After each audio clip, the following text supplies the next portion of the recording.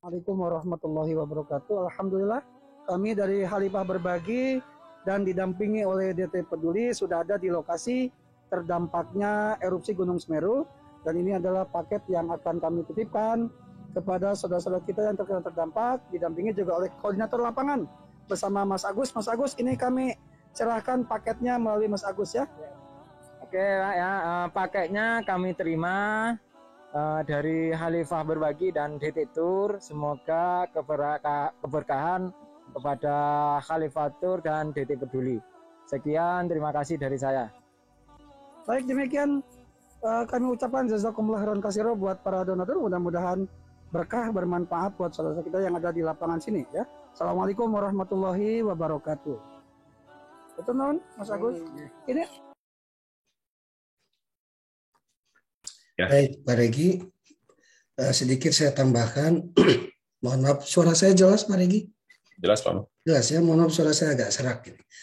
Bapak Ibu yang dimuliakan Allah, Assalamualaikum warahmatullahi wabarakatuh. Kemarin dana yang terkumpul, ini mohon maaf belum saya bisa tampilkan, dana yang terkumpul di Khalifah Berbagi di series pertama, di tahap pertama itu berjumlah 24 juta. Assalamualaikum. Berjumlah 24 juta 525.000 rupiah. Sudah kami sampaikan dan salurkan kepada saudara-saudara kita yang ada di Kabupaten Lumajang, di desanya di Pronojiwo, itu dana yang tersalurkan kurang lebih 20 juta. Nah, kemarin ternyata masih ada tambahan ketika kami datang ke sana, sisa dana Khalifah Berbagi, sisanya itu 4 juta rupiah.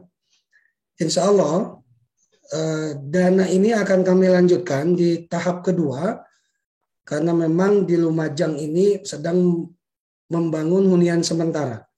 Dan saat kami pulang juga sudah masuk lagi, kami gabungkan dana Khalifah Berbagi di tahap kedua, itu sudah masuk di luar 4 juta tadi, 4.300.000 rupiah. Jadi total dana Khalifah Berbagi yang ada di kami 8.300.000 rupiah. Ditambah sedekah kajian subuh 1.900.000 rupiah. Jazakumullah khairan katsira. Kami ucapkan terima kasih kepada saudara-saudara kami, ibu bapak yang selalu membantu mensupport kami di Khalifah Berbagi dan kajian pagi. Mudah-mudahan setiap dana yang disedekahkan menjadi amal ibadah yang pahalanya mengalir, tidak terputus. Demikian Kang Regi laporannya. Mudah-mudahan nanti kami besok pagi bisa kami tampilkan dalam bentuk slide, sehingga Ibu Bapak juga bisa menyimak, tidak hanya lisan saja dari Ibu. Terima kasih. Assalamualaikum warahmatullahi wabarakatuh. Waalaikumsalam warahmatullahi wabarakatuh. Assalamualaikum, Mumu. Waalaikumsalam, Wadide, mangga. Nah, kesadayana, assalamualaikum. Salam. Baik, terima kasih kepada Pak Mu dan juga kepada tim Khalifah yang telah berkunjung ya, menyampaikan titipan para jemaah ke Lumajang, Jawa Timur kemarin. Ya. Pak Regi. Ya. Boleh saya namakan sedikit saja, ya? Ya, gimana Pak? Hari ini sebenarnya Kabupaten Lumajang sedang membangun hunian sementara. Bagi Bapak yang mau menitipkan, silahkan saja. Itu sedang dibangun hunian sementara. Per unitnya itu kurang lebih 15 juta. Ya, per unit rumah hunian sementara. Di desa Pronojiwo itu kurang lebih 100 kakak. Kalau di desa yang lain ada kurang lebih 8 kecamatan yang memang terdampak rumahnya sudah tidak bisa dihuni ya. Jadi kami berharap mudah-mudahan di kajian subuh atau saudara-saudara yang mau berbagi di Khalifah Berbagi silakan. Ya. Per unitnya kurang lebih 15 juta dari BNPB yang kemarin kita diskusi di lapangan. Itu aja Kang Regi. Terima kasih. Baik. Terima kasih. Jadi tadi berdasarkan informasi yang disampaikan oleh Pak Mu, bagi Bapak Ibu yang ingin menyalurkan donasinya, silakan menghubungi Khalifatur ataupun rekan-rekan yang ada di sini ataupun bisa di Japri ya. Baik, kita mulai saja kajian hari ini. Bismillahirrahmanirrahim. Assalamualaikum warahmatullahi wabarakatuh.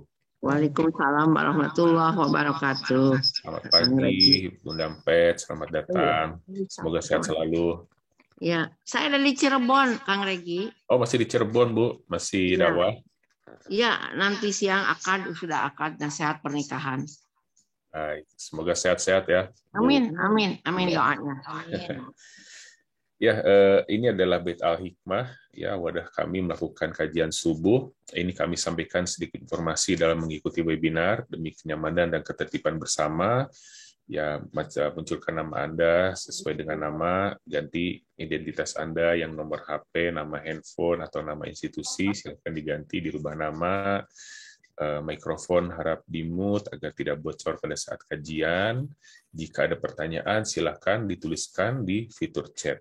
Karena hari ini, alhamdulillah, kami ada dari pihak sponsor ya, dari jemaah nih, yang menyediakan door prize. Ya, menyediakan door prize. Apa door prize-nya? Yaitu ada kopi ya. Nggak kelihatan, nanti mungkin bisa dilihat digambar di slide. Kopi cup ya, ada 3 paket kopi untuk 3 penanya terbaik ya dari Bapak Ibu. Jadi pastikan Bapak dan Ibu ikuti kajian ini sampai selesai. Nanti di akhir kami akan adakan kuis. Ya, ini kebetulan alhamdulillah Ustadz kami Wijayanto sudah mencicipinya ya. Nanti kalau beliau hadir kita tanyakan tanggapannya. Baik, kajian pagi hari ini judulnya adalah Kopi Warisan Islam untuk Dunia. Insya Allah akan dipandu atau disajikan oleh Ibu Marfuah Panji Astuti, atau yang biasa kami panggil Mbak Utik. Alhamdulillah telah hadir di tengah kita. Mbak Utik, selamat pagi. Assalamualaikum semuanya, alhamdulillah. Waalaikumsalam warahmatullahi wabarakatuh. Nah, mungkin bagi jemaah yang belum kenal, kita bisa lihat profil beliau terlampir ini, bahwa beliau adalah akrab dipanggil Mbak Utik, seorang jurnalis, sudah 24 tahun bekerja di sebuah media nasional. Juga beliau penulis buku sejarah dan peradaban Islam yang dikemas dalam bentuk buku traveling. Buku-bukunya yang telah edar diantaranya serial Jelajah Tiga Daulah yang terdiri dari Journey to Andalusia, ya Spanyol, Journey to the Greatest Ottoman, Turki, dan Journey to Samarkand. Nah, mungkin saya informasikan nanti bagi Bapak Ibu yang ingin memiliki bukunya nanti ya, informasinya juga akan kami sampaikan di kolom chat, dapat menghubungi siapa dan bagaimana dan seterusnya.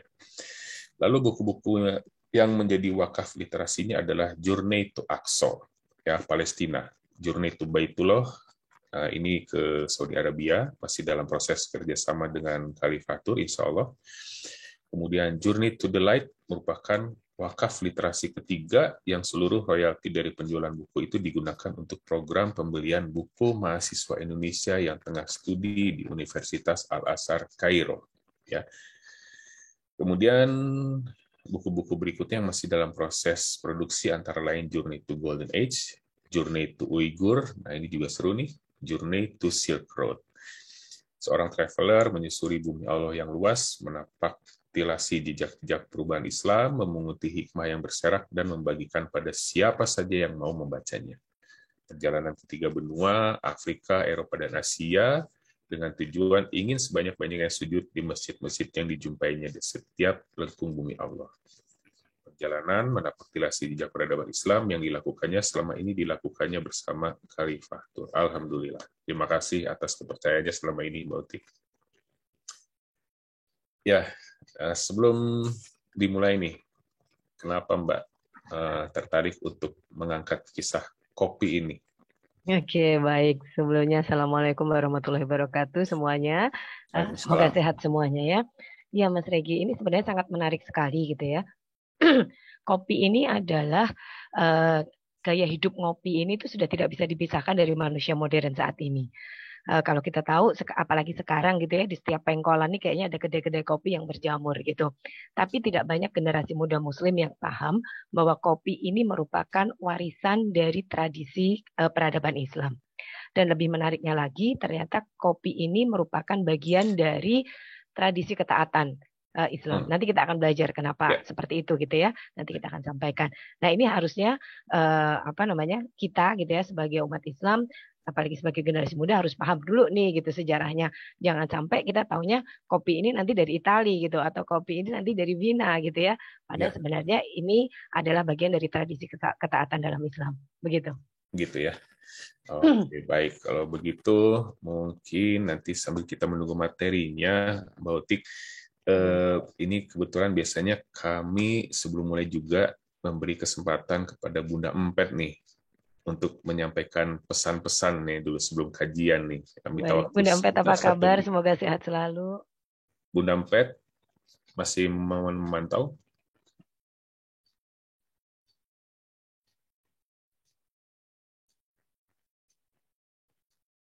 Bumpet, Bunda.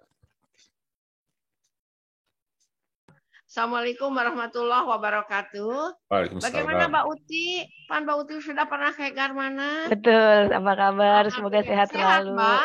Alhamdulillah, Bunda semoga juga sehat ya. Alhamdulillah, ini kajian ini untuk pengetahuan karena sekarang menjamur KPKP itu selalu menjual kopi dan dapat minuman kopi. Alhamdulillah hari ini kita akan mendapat ilmu untuk tambahan dan pengetahuan untuk kita semuanya. Mari kita simak bersama-sama. Jangan menikmati kopinya saja, ilmunya sekarang kita simak. Ya. Assalamualaikum warahmatullahi wabarakatuh. Waalaikumsalam warahmatullahi wabarakatuh. Terima kasih, Bunda. Baik, oleh karenanya mari kita mulai saja. Kepada Kang Dea, bisa bantu sajikan slide-nya? Atau coba dari saya ya? Sebentar ya Pak, masih gangguan saya sebentar. Dari saya coba. Sudah bisa terlihat? Masih proses. Saya belum, oke. Masih loading. Sudah bisa. Sudah terlihat? Sudah muncul Pak. Sudah ya, baik. Bismillah. Kopi hitam tanpa gula. Itu bagus. Sehat kan? Belum pakai gula. Ya, silakan Mbak Uti. Oke, baik. Bismillahirrahmanirrahim. Assalamualaikum warahmatullahi wabarakatuh. Waalaikumsalam warahmatullahi wabarakatuh. Alhamdulillahirabbil alamin wassalatu wassalamu ala asrofil anbiya'i wal mursalin wa ala alihi washabihi ajmain.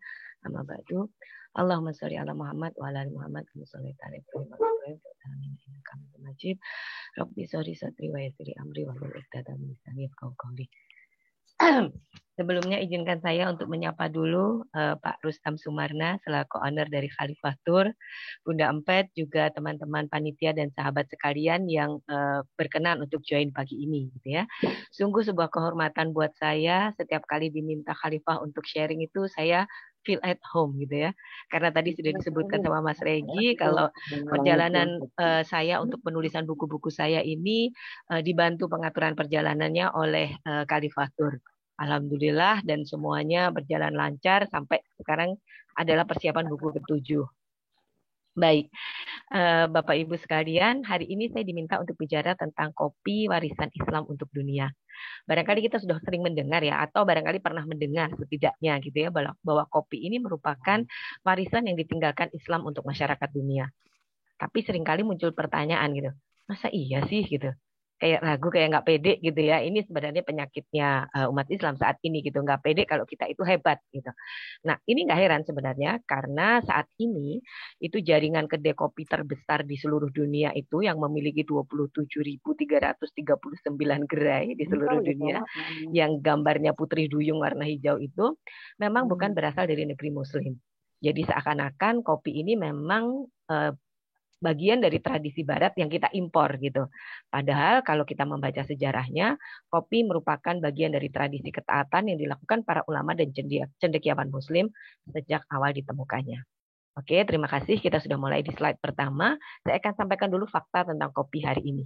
Jadi Bapak Ibu, setiap hari itu lebih dari 2 miliar cangkir kopi diminum oleh manusia di seluruh dunia. Kebayang Bapak Ibu, 2 miliar cangkir kopi itu cukup untuk mengisi 4.000 kolam renang ukuran olimpiade setiap harinya. Nggak heran gitu ya, karena kopi ini merupakan komoditas kedua terbesar di dunia setelah minyak bumi. Saya juga nggak tahu gitu ya, apakah ada sekarang penduduk bumi ini yang belum pernah minum kopi gitu. Rasanya nggak ada gitu ya. Terlepas mereka kemudian habis itu masih minum kopi atau enggak gitu ya, tapi setidak-tidaknya rasa saya pasti setiap penduduk bumi ini pernah mencicipi kopi. Saya coba carikan datanya gitu, sebenarnya sejak umur berapa orang itu minum kopi, dan paling tua itu masih minum kopi umur berapa, tapi rupanya belum ada yang meriset itu. Barangkali nanti kita ingin meriset gitu ya, jangan-jangan nanti sejak anak umur 6 bulan 7 bulan sudah ada yang dikasih kopi gitu. Ini kan tentu akan jadi fakta yang menarik. Oke, next slide, Mas Regi. Baik, sebelum saya lanjutkan ya, Mbak Uti, mohon saya nyampaikan kepada para hadirin semua bahwa ini karena kan kita kajian ini biasanya hanya 1 jam ya, tapi katanya ini kayaknya bakal menarik pembahasan ini, bisa jadi ini kita molor nih. Ya, paling nggak mungkin bisa kita extend sampai 30 menit sampai 6.30 lebih kurang demikian ya kepada Bapak Ibu. Oke, baik. Kita sampai ke sejarah kopi gitu ya. Jadi kopi itu Bapak Ibu berasal dari bahasa Arab. Kahwa yang diadopsi kemudian menjadi bahasa Turki, kafe, lalu kemudian diadopsi ke beberapa bahasa gitu ya. Di tahun 1598 kemudian ini diadopsi ke bahasa Inggris, coffee, yang kita kenal sampai sekarang. Tapi kalau di Arab sendiri penyebutannya masih kahwa. Kalau Bapak Ibu pernah umroh atau pergi haji, nanti akan sempat mencicipi gitu ya kahwa di Makkah atau di Madinah. Ini rasanya tuh agak beda gitu ya dengan kopi yang kita nikmati setiap hari. Gitu. Rasanya tuh lebih mirip kayak jamu gitu kalau orang Indonesia bilangnya. Tapi ini sebenarnya kopi ini sangat menyehatkan gitu. Nah, kata kahwa ini memang masih digunakan di beberapa negara, terutama negara-negara yang menggunakan bahasa Arab. Selain tentu saja coffee atau kopi yang memang terkenal di seluruh dunia. Nah, ini ada 2 versi Bapak Ibu tentang sejarah ditemukannya kopi ini. Yang pertama ini adalah ada seorang ahli ribat. Ribat itu berjaga di garis depan gitu ya. Jadi tentara yang menjaga perbatasan negara gitu, bernama Khalid dari Habasyah. Habasyah itu Ethiopia sekarang. Ini tuh yang mengamati kambing yang lebih gesit saat makan makanan tertentu gitu. Jadi ada tanaman tertentu yang kalau dimakan kambing ini, kambingnya tuh jadi lebih gesit gitu. Lalu kemudian setelah melalui proses panjang gitu ya, akhirnya biji tanaman itu bisa diolah untuk minuman penambah stamina. Nah, cerita ini tuh sebenarnya populer Bapak Ibu di Barat sebagai asal-usul kopi. Nama si Khalid ini kemudian berganti lebih terkenal menjadi Kaldi gitu ya, karena mungkin mereka itu tidak bisa melafalkannya sebagai Khalid gitu ya, menjadi Kaldi, kemudian dikenal sebagai Kaldi si penggembala kambing. Banyak cerita-cerita yang apa ya, tidak terlalu sahih gitu ya, mereka sebutkan bahwa kambingnya ini menari-nari gitu ya, terus kemudian ini Kaldi ini adalah si penggembala bodoh yang tidak sengaja menemukan tanaman kopi ini ya, kemudian mengolahnya juga tidak sengaja gitu. Tidak benar seperti itu, karena Khalid ini adalah seorang ahli ribat, sehingga memang ini tuh diikhtiari betul untuk bisa mendapatkan minuman yang bermanfaat untuk menambah stamina menjaga perbatasan negara itu. Lalu kemudian ada versi keduanya. Ini juga ada catatan sejarahnya. Ini ada seorang penulis yang bernama Abdul Qadir yang menutur seperti halnya yang dituturkan oleh seorang syekh dari Yaman bernama Syekh Omar. Ini tanaman kopi ini merupakan tanaman yang tumbuh liar di dekat pelabuhan di kota Mocha di Yaman, gitu ya. Lalu kemudian beliau ini seorang sufi, ini berkepentingan untuk menambah stamina untuk bisa berzikir sampai pagi, gitu. Jadi begadang untuk berzikir, gitu ya. Lalu kemudian melalui sebuah proses diolahlah tanaman liar ini, gitu, sehingga menghasilkan minuman kopi yang kita kenal saat ini. Ada juga yang menyebutkan bahwa sebenarnya yang dibawa ke Sana'a, ke Yaman ini merupakan tanaman kopi yang dari Ethiopia gitu. Tapi memang kopi ini lebih populer berasal dari Yaman yang digunakan oleh para sufi untuk menambah staminanya untuk bisa bermunajat, berzikir pada Allah sampai pagi gitu. Oke, next slide Mas Regi. Baik. Saya akan memulainya dengan kopi ini minuman minuman ideologis gitu. Jadi dalam sejarahnya Bapak Ibu, kopi ini merupakan minuman ideologis. Jadi tadi sudah disebutkan bahwa awalnya ditemukan oleh seorang ahli ribat atau kemudian ditemukan oleh seorang sufi yang digunakan untuk sepenuhnya untuk mendekatkan diri pada Allah. Nah, pada awalnya karena ini memang minuman ini identik dengan Islam gitu ya, itu minuman ini sempat diharamkan oleh otoritas gereja Bapak Ibu. Jadi disebutkan bahwa kopi ini merupakan minuman iblis dan minuman orang kafir. Ini tentu yang dimaksud orang kafirnya adalah orang Islam gitu ya. Jadi sebelum kopi ini dipopulerkan oleh Daulah Utsmani, ini kopi ini sudah populer dulu sebagai komoditas yang diperdagangkan pada masa Daulah Abbasiyah gitu. Sehingga oleh pihak gereja ini tidak boleh untuk diminum. Selain itu secara ideologis gitu ya, kopi ini juga dianggap menandingi wine atau anggur yang biasa disajikan dalam jamuan-jamuan di gereja. Baru kemudian pada masa Paus Clement ke-8 ini tahun 1600 gitu ya. Ini seorang pemuka gereja yang secara kebetulan itu mencium fragrance kopi. Jadi kopi itu kalau belum diseduh aromanya itu disebutnya fragrance gitu ya. Itu kemudian dia menginginkan minuman itu. Oleh orang-orang di sekitarnya dilarang gitu ya karena ini tuh minuman iblis dan minuman orang kafir gitu. Sampai akhirnya beliau ini Paus ini menemukan ide gitu ya supaya minuman ini boleh mereka konsumsi. Itu kemudian kopi ini dibaptis oleh pihak gereja. Ini tuh tercatat ada dokumennya seperti yang tertulis dalam buku Blessed Bean How the Pope Baptized Coffee.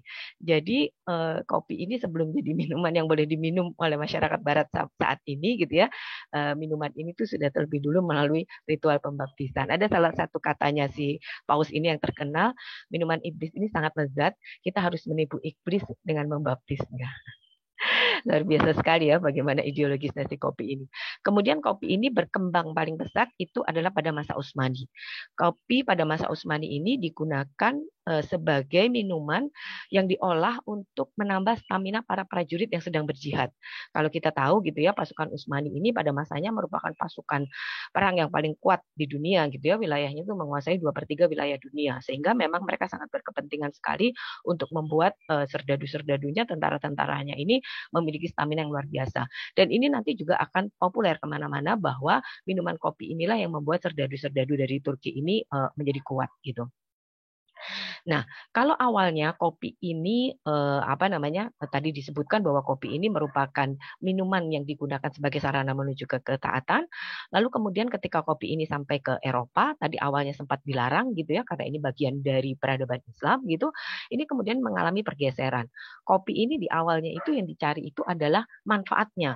Jadi bagaimana kita bisa kuat, bagaimana kita bisa lebih gesit, bagaimana kita bisa lebih bertenaga, berstamina. Nah, ketika masuk ke Eropa, ini kemudian kopi ini hanya dicari nikmatnya. Jadi kopi ini memang enak gitu ya Bapak Ibu kalau diolah dengan benar tentu saja gitu ya. Nah, ini tuh kemudian hanya dicari bagaimana supaya kopi ini jadi enak gitu. Kemudian muncullah ide untuk menambahkan khamer untuk dapat tujuan tersebut. Jadi Bapak Ibu kalau misalnya minum di kedai kopi gitu ya, terus kemudian ada beberapa jenis kopi yang ditulis sebagai koktail cafe, barangkali itu jangan dipesan gitu ya, karena itu pasti dicampurkan khamar di dalamnya. Ada juga Irish coffee gitu ya, yang juga dicampurkan alkohol di dalamnya. Nah, awalnya kopi ini, kedai kopi ini nanti saya akan jelaskan tersendiri tentang kedai kopi ini. Kedai kopi ini awalnya itu lokasinya pasti selalu di dekat masjid Bapak Ibu. Kenapa nanti ya penjelasannya. Nah, karena kedai-kedai kopi ini selalu munculnya di dekat masjid gitu. Jadi kedai-kedai kopi ini digunakan oleh para cendekiawan muslim, para ilmuwan itu untuk berdiskusi-diskusi yang berbobot gitu. Jadi memang intellectual society gitu ya, orang-orang yang pergi ke kedai kopi ini untuk ngomongin masalah keagamaan, masalah keumatan, masalah penemuan-penemuan dalam peradaban Islam dan seterusnya. Menarik sekali nanti. Nah, ketika kedai kopinya ya ini kemudian sampai ke Eropa, tempat ini tuh awalnya masih jadi ajang diskusi Bapak Ibu. Tapi lama-lama kemudian terus bergeser gitu ya. Omongannya itu makin lama jadi makin omong kosong gitu. Sampai akhirnya kalau di Indonesia kita kenal sebagai obrolan warung kopi gitu. Jadi cuma gosip gak jelas gitu. Nah, di abad modern ini, kedai kopi ini kemudian juga menjadi bagian dari gaya hidup hedon. Di mana kita ngopi, itu menunjukkan di mana kelas kita gitu ya. Ada pameo seperti itu. Jadi yang ngopinya di warung kopi sambil makan Indomie akan berbeda dengan yang ngopinya di kedai-kedai kopi yang ada di mal-mal mewah atau di tempat-tempat mewah lainnya. Tentu di awal ketika kopi ini ditemukan oleh Khalid, kemudian dikembangkan oleh Daulah Utsmani dan seterusnya, bukan seperti itu tujuannya. Ini nanti yang akan bisa kita jadikan ibroh. Oke, next slide, Mas Regi. Cara mengolahnya. Nah, boleh ke cara mengolahnya, Mas Regi? Di saya sudah berubah, sudah Oke, bergeser. baik. Jadi bagaimana cara Sudah kopi ini betul belum? diolah? Sudah. Alhamdulillah. Cara mengolahnya. Jadi awalnya Bapak Ibu ketika kopi ini belum sebelumnya gitu ya, untuk mendapatkan satu cangkir atau satu gelas kopi ini dibutuhkan waktu sekitar 8 jam. Prosesnya itu kurang lebih sama kayak misalnya kita tuh mengekstrak zaitun untuk jadi minyak zaitun. Kebayang gitu ya, untuk dapat satu cangkir kopi ini butuh waktu 8 jam. Kalau kita terbang mungkin udah sampai Dubai gitu ya Mas Regi, ya, dikit lagi udah sampai Jeddah gitu 9 jam untuk dapat satu gelas kopi. Tentu ini nggak efektif gitu ya. Benar-benar hanya bisa digunakan untuk tujuan-tujuan tertentu. Nah, cara mengolah kopi yang kita nikmati saat ini merupakan warisan dari peradaban Utsmani. Jadi biji kopi ini kemudian dijemur, kemudian di roasting, digiling, lalu menggunakan sebuah alat yang disebut ibrik. Ibrik itu kurang lebih seperti ini, Bapak Ibu, saya sempat membelinya di Istanbul. Atau alat yang digunakan untuk mengantarkan panas. Jadi kalau berkembang di banyak negara, barangkali kalau di Indonesia itu terus jadi ceret gitu ya, untuk merebus airnya gitu ya. Atau kalau di Bapak Ibu ke Aceh gitu kan ada dandang-dandang besar gitu ya yang digunakan untuk merebus kopi. Nah, ini pokoknya ada alat yang digunakan untuk mengantar panas, kemudian tadi sudah nggak jadi biji lagi ya, ini sudah digiling, karena sudah digiling jadi sudah dibubuk, ini kemudian ditubruk gitu ya dengan air panas ini tadi, kemudian diseduh gitu. Sebagai bukti bahwa kopi ini merupakan budaya dan tradisi dari Turki, itu kemudian dimasukkan ke dalam warisan tak benda UNESCO dari PBB itu di tahun 2013. Jadi dunia ini mengakui bahwa cara minum kopi yang kita nikmati saat ini merupakan warisan peradaban Utsmani. Nah, di Turki sendiri gitu ya ada kopi yang terkenal dengan nama Osmanlı Kahvesi. Ini tadi yang saya sebutkan bahwa awalnya ramuan kopi Osmanlı Kahvesi ini digunakan untuk menambah stamina para prajurit. Di kopi ini ditambahkan 7 rempah-rempah yang sangat terkenal. Bapak Ibu kalau misalnya nanti ya kita jalan-jalan ke Istanbul, ini masih bisa dinikmati Osmanlı Kahvesi ini. Tentu sudah ada macam-macam gitu ya variannya gitu. Yang ada yang original itu seingat saya harganya sekitar 7 sampai 8 lira lah gitu di kedai-kedai kopi yang bagus gitu. Nah, kemudian ini berkembang karena nanti kopi itu akan berkembang ke seluruh dunia gitu ya. Ini lalu kemudian rempah yang ditambahkan ini menyesuaikan dengan daerah setempat gitu. Jadi kalau di Indonesia barangkali yang populer beberapa waktu lalu sempat muncul kopi yang ditambahkan dengan gula merah gitu ya, atau mungkin kopi yang ditambahkan dengan santan gitu, atau kopi yang ditambahkan dengan kapulaga, dengan kayu manis, dengan apapun gitu ya, di tempat sesuai dengan daerah masing-masing. Jadi rempahnya ini udah nggak sama lagi gitu dengan Osmanlı Kahvesi. Tapi tradisi untuk menambahkan rempah-rempah dalam kopi ini merupakan bagian dari tradisi Utsmani. Next slide, Mas Regi.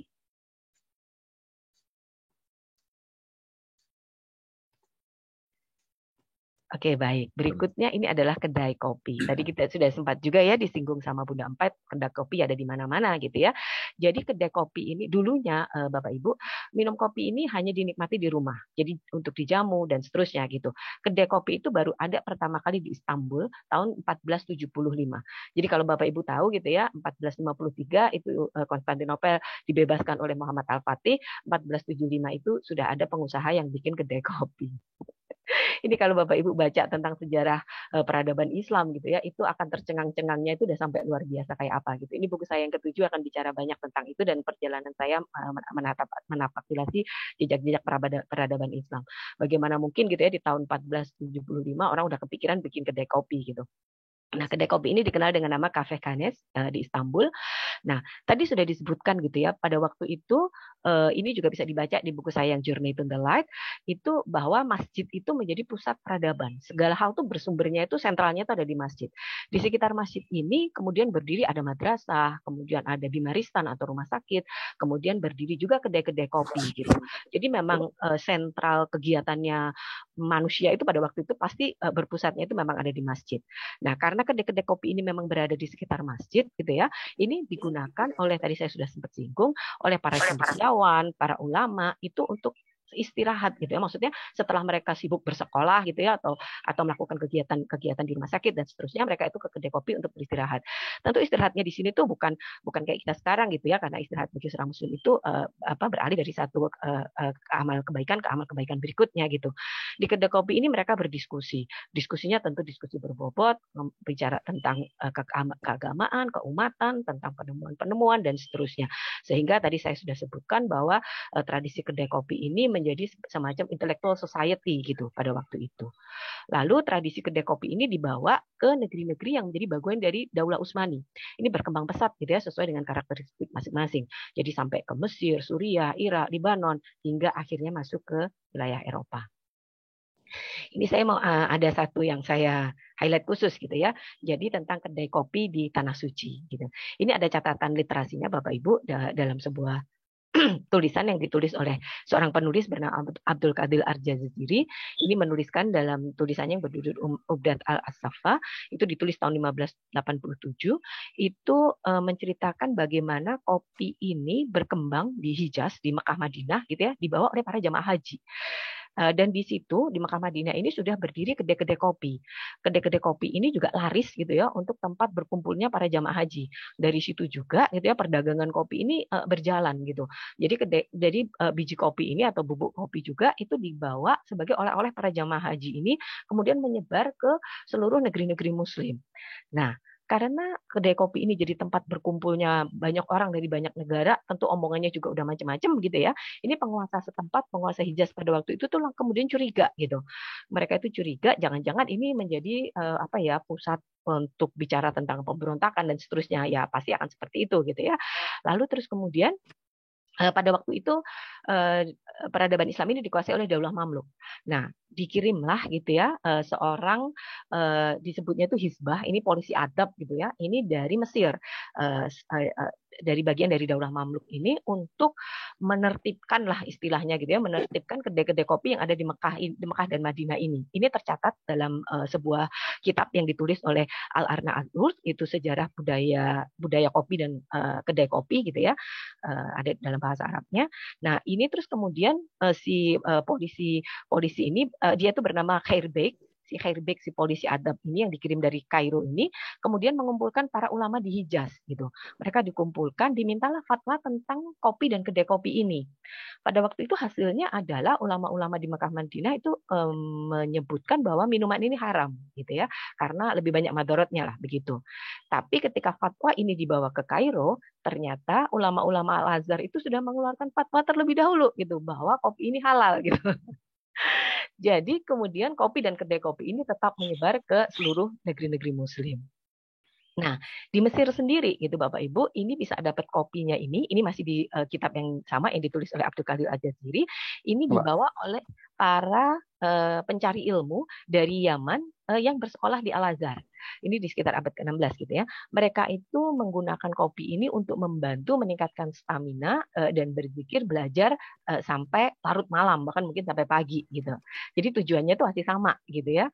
Ini tuh kalau di Mesir kemudian karena ini identik dengan Al-Azhari, anak-anak Al-Azhar gitu, jadi digunakan untuk belajar. Nah, kemudian sudah, charger sudah, bismillah, laptop PC sudah. Uwi, Assalamualaikum, selamat datang Uwi. Alhamdulillah berkenan join. Oke, saya teruskan ya. Kemudian ini kopi ini kemudian menyebar ke Eropa. Jadi kalau Bapak Ibu tahu gitu ya, ada cerita yang sangat terkenal ketika pengempungan kota Wina Austria ini oleh pasukannya Utsmani, oleh Kara Mustafa Pasha. Qadarullah gitu ya, pasukan ini memang kalah gitu, dan itu merupakan ekspansi perluasan Utsmani ke wilayah Eropa Barat yang terakhir. Jadi semenjak kekalahan itu tuh udah nggak ada lagi ekspansi ke Barat gitu ya.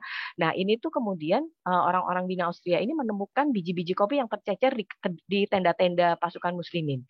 Dari mereka ini kemudian mereka tahu, oh ternyata ini gitu ya yang bikin tentara-tentara Utsmani ini luar biasa berstaminanya gitu. Nah dari situ mereka itu kemudian mencoba untuk niru-niru gitu lah. Kira-kira ini cara ngolahnya gimana sih sampai minuman ini bisa bermanfaat untuk mereka. Tapi sebelum itu sebenarnya juga kedai kopi, biji kopi ini sudah diperdagangkan, terlihat sudah di pelabuhan-pelabuhan Venesia gitu ya. Ini oleh pedagang-pedagang dari Afrika Utara dan dari Mesir. Nah, kemudian kedai kopi ini menyebar gitu ya di Eropa. Di Inggris, ini kedai kopi pertama yang didirikan di Inggris itu dimiliki oleh seorang saudagar dari Usmani. Ini bernama Pasqueros. Dia itu membuka kedai kopi di Lombard Street di wilayah Cornhill di Inggris, itu diberi nama Sultan's Head. Kenapa Sultan's Head gitu ya? Jadi pada waktu itu tuh memang ada tren Bapak Ibu itu untuk membuat kedai kopi itu yang mereknya gitu ya, simbolnya itu di papan namanya itu memasang potret atau gambar para penguasa Islam, terutama Sultan-Sultan Utsmani. Jadi kalau sekarang kita tahu gitu ya, yang terkenal itu tadi ya, gambar Putri Duyung warna hijau tadi. Nah, dulu itu yang kayak gitu tuh gambarnya para Sultan Utsmani gitu. Ini tertulis di buku yang ditulis oleh seorang ilmuwan bernama G.H. Bourne, Descriptive Catalogue of London Traders, Tavern and Coffee House. Itu dia menyebutkan di tahun 1666 itu ada satu kedai kopi bergambar kepala Sultan Sulaiman itu di Aldersgate Street London. Lalu kemudian ada gambarnya Sultan Murad itu di wilayah Barbican London. Jadi saya kebayang gitu ya kalau misalnya kita kembali ke peradaban pada waktu itu gitu, kita jalan-jalan di London tapi berasa ala Turki gitu, karena kedai-kedai kopinya itu gambarnya itu mereknya itu adalah para penguasa Utsmani pada waktu itu. Kenapa gitu ya? Karena ya memang mereka ada Eurovia gitu ya, ada Eurovia di Eropa, kekaguman pada penguasa-penguasa Islam yang bisa memajukan peradaban gitu. Nah, ada satu kedai kopi yang terkenal gitu ya, ini juga sering disebut di buku-buku tentang kopi yang bernama Edward Lights, itu di London di abad ke-17. Ini tuh dibikinnya tuh kayak di tepi pantai gitu ya, sehingga di kedai kopi itu jadi tempat berkumpulnya para pedagang dan para pemilik kapal. Ini sebenarnya merupakan cikal bakal berdirinya pub atau bar di sekitar pelabuhan gitu. Di situ juga mulai komoditi kopi yang dijajakan dicampur dengan khamr atau yang tadi dikenal sebagai cafe cocktail itu lebih masyhur gitu ya, lebih terkenal karena mungkin orang-orang pelabuhan lebih menyukai yang seperti itu. Sejak saat itu kemudian kedai kopi ini menyebar sampai hari ini dan kemudian di banyak benak umat Islam maupun generasi muda Muslim bahwa kopi ini memang bagian dari peradaban Barat yang kita impor. Padahal tadi kita sudah dengarkan dari awal gitu ya bahwa ini adalah tradisi ketaatan dalam Islam. Lalu kopi ini juga menyebar sampai ke wilayah Nusantara, Bapak Ibu. Jadi salah satu daerah yang mempunyai kaitan erat dengan Utsmani itu di Nusantara adalah Aceh. Kalau Bapak Ibu tahu gitu ya, di Aceh itu memang sangat terkenal sekali dengan kedai kopinya. Nah, ini juga gitu pada awalnya ini kedai-kedai kopi ini tuh lokasinya tuh ada di sekitar masjid gitu. Bahkan saking terkenalnya di Aceh gitu ya minuman kopi ini digunakan oleh para mujahid untuk mengobarkan semangat jihad. Kalau Bapak Ibu tahu ada satu perkataannya Tuku Umar yang sangat terkenal gitu ya, saya tidak bisa melafalkannya dalam bahasa Aceh gitu ya, begos gitu apalah gitu ya, tapi ini ada terjemahannya, besok pagi kita akan minum kopi di Malebeh atau kita mati syahid. Kebayang Bapak Ibu, sekian abad berlalu, sekian jarak sekian jauh dari Habasyah tadi pertama ditemukan kopi, kemudian diperdagangkan dari Sana'a dari Yaman, kemudian dikembangkan di Turki, di Istanbul, Utsmani, sampai ke Aceh semangatnya masih sama. Digunakan untuk mengobarkan semangat jihad. Digunakan untuk menjadi bagian dari tradisi ketaatan. Masya Allah. Oke, next slide, Mas Regi. Nah, Bapak Ibu kalau penasaran gitu ya, kedai kopi yang tertua gitu ya, sekarang itu ternyata masih ada Bapak Ibu. Tentu saja ini bukan tertua sekian ribu tahun yang lalu, nggak begitu juga gitu ya. Jadi ini kalau kita jalan-jalan ke Istanbul Bapak Ibu, itu masih banyak kedai kopi yang usianya itu udah ratusan tahun gitu. Salah satunya yang paling terkenal kalau Bapak Ibu ngetik di TripAdvisor itu akan muncul Mehmet Efendi Coffee Shop. Ini tuh didirikan sekitar tahun 1871 sampai saat ini tuh sudah generasi keempat gitu ya. Lokasinya tuh masih sama, dia tuh posisinya ada di luar Space Bazaar. Jadi kalau Bapak Ibu pernah ke Space Bazaar gitu ya, di luarnya itu kan banyak kayak toko-toko gitu ya. Nah, ini salah satunya ini adalah kedai kopinya si Mehmet Efendi ini. Nanti ada fotonya habis ini. Lalu kemudian juga ada yang namanya Fasil B. Ini tadi juga disebutkan gitu ya, kalau apa namanya cara mengolahnya itu menggunakan ibrik atau CT tadi ya sudah disebutkan. Ini juga masih Oh, tadi nggak jadi diputar ya Mas Rigi ya videonya yang untuk pengolahan kopi tradisional Turki gitu ya. Jadi Iya, menggunakan Mbak, takut kesiangan. Oh, baik. Tapi Baik. nanti Jadi setelah selesai saya coba puterin, kalau ada yang oke, masih menonton, kita tunggu. baik. Jadi masih menggunakan alat yang sama di kedai kopi Faisal Bay ini. Lokasinya itu dia itu lokasinya di sekitar Grand Bazar. Jadi kalau misalnya Bapak Ibu ke Grand Bazar itu kan memang banyak banget ya toko-toko yang udah turun temurun selama ratusan tahun gitu. Nah, ini salah satunya itu ada kedai-kedai kopi ini. Lalu juga ada yang sangat tua sekali gitu ya. Ini di luar Istanbul, ini di kota Gaziantep. Gaziantep ini merupakan sekarang saat ini itu dinobatkan sebagai kota tertua di bumi Bapak Ibu, menggantikan kota Jericho yang ada di Palestina. Nah, ini ada satu kedai kopi namanya Tahmis Cafesi, sampai sekarang masih beroperasi. Ini umurnya udah 400 tahun. Pada penasaran nggak sih pengen minum kopi di kedai kopi yang umurnya udah 400 tahun gitu? Di sini banyak yang sudah ke Turki nih. Saya yakin belum pernah ada yang coba ke sini nih. Oke, baik. Jadi nanti minta Mas Regi ya untuk aturin perjalanannya. Nanti kita safari kedai kopi gitu ceritanya. Kita minum kopi di kedai-kedai kopi tertua di dunia ini. Insya Allah. Oke, baik. Next slide, Mas Regi. Ini Bapak Ibu. Boleh di-mute dulu barangkali yang lainnya. Iya, Kang Dia bisa tolong dicarikan. Sudah, Pak Regi. Oke, baik. Jadi kalau penasaran, ini Bapak Ibu kecil sih gambarnya gitu ya. Nanti mungkin bisa di browsing gitu foto-fotonya. Ini seperti ini, kedai-kedai kopi yang masih berdiri itu tadi. Cobalah nanti ya kita angan-angankan gitu ya, kita selawatin aja. Nanti kita minum kopi di situ gitu ya Mas Regi ya. Amin. Oke, next berikutnya.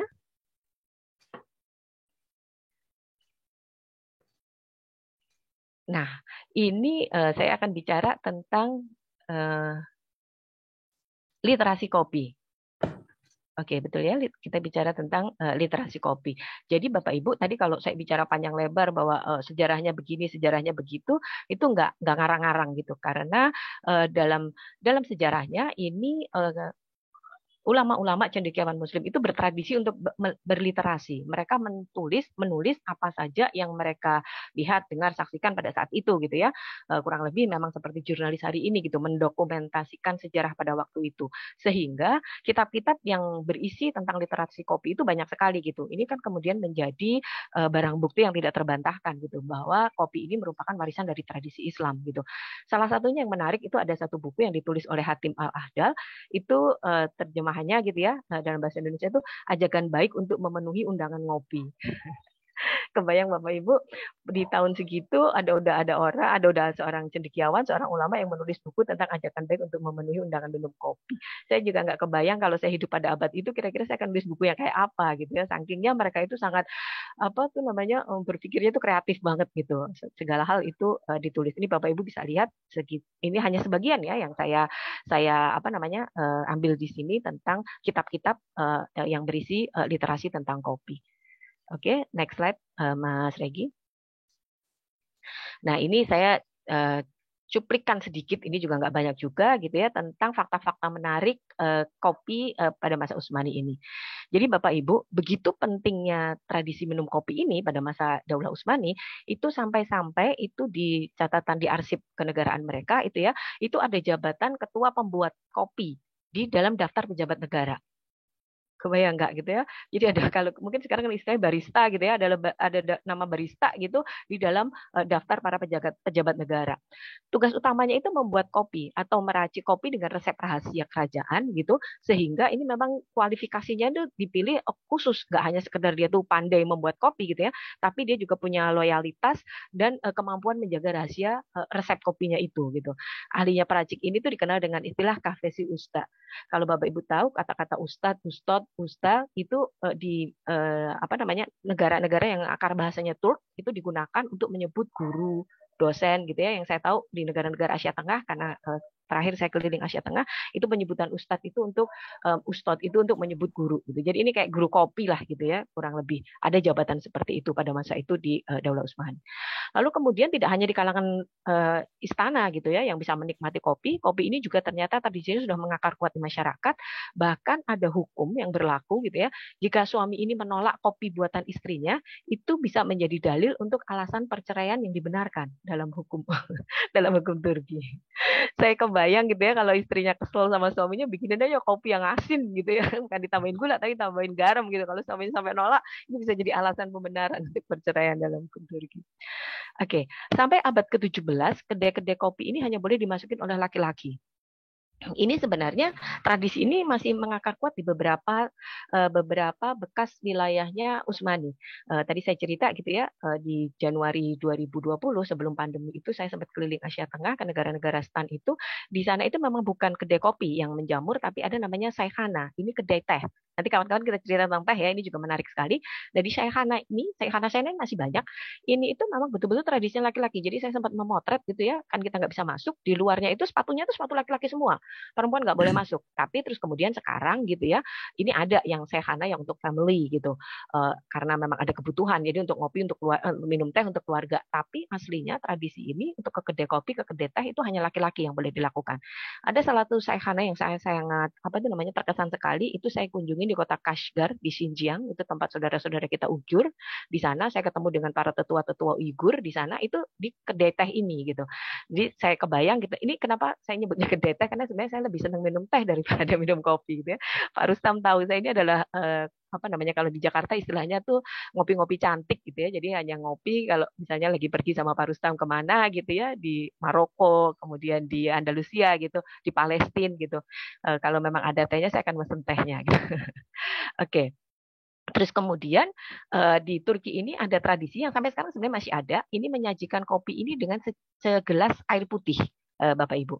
Jadi nanti itu tuan rumahnya itu atau tuan rumah atau si pemilik kedainya itu akan tahu gitu mana dulu yang akan diminum gitu. Jadi kalau misalnya tamunya ini akan minum air putihnya dulu, itu akan disajikan makanan berat.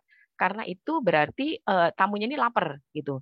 Tapi kalau tamunya ini minum kopi dulu, tandanya dia udah habis makan.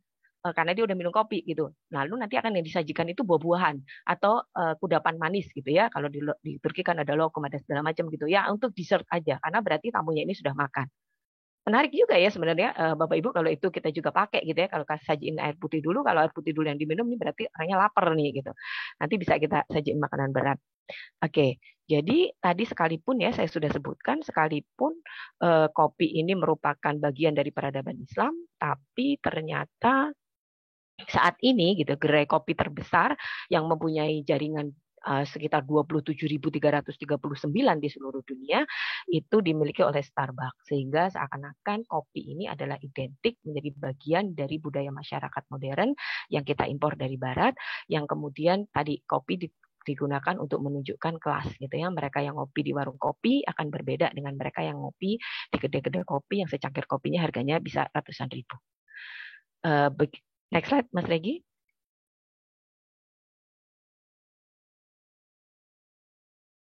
Oke, sepertinya sudah berakhir ya. Oke, jadi supaya ini nanti kita juga bisa bisa diskusi tanya jawab, nanti juga ada kuis-kuisan gitu ya, dan mengingat waktu, saya cukupkan dulu sampai sekian untuk materinya. Monggo silahkan kalau ada yang mau bertanya, dan mari kita elaborasi sambil saya temani pagi ini menyesap secangkir kopi. Terima kasih. Wabillahi taufiq wal hidayah. Wassalamualaikum warahmatullahi wabarakatuh. Waalaikumsalam warahmatullahi wabarakatuh. Mati. Terima kasih atas pemaparannya. Saya mau nanya, hampir nggak bisa nanya nih, serius nyimak. Tanyakan juga hampir terjawab juga ya semua. Nah, tapi nggak apa-apa, Bapak Ibu, bagi yang ingin bertanya, tetap silakan cantumkan di kolom chat. Nanti kami akan, habis ini kami sediakan sesi tanya jawab, karena untuk kesempatan pagi hari ini akan ada door prize ya dari Kopi Kop. Apa itu Kopi Kop? Nanti juga kita akan ulas sedikit ya. Nah, baik, mohon maaf sebelumnya saya izinkan saya selesaikan dulu slide-nya, Mbak Utik, Kang De. Baik. Ini masih ada satu slide kalau nggak salah ya.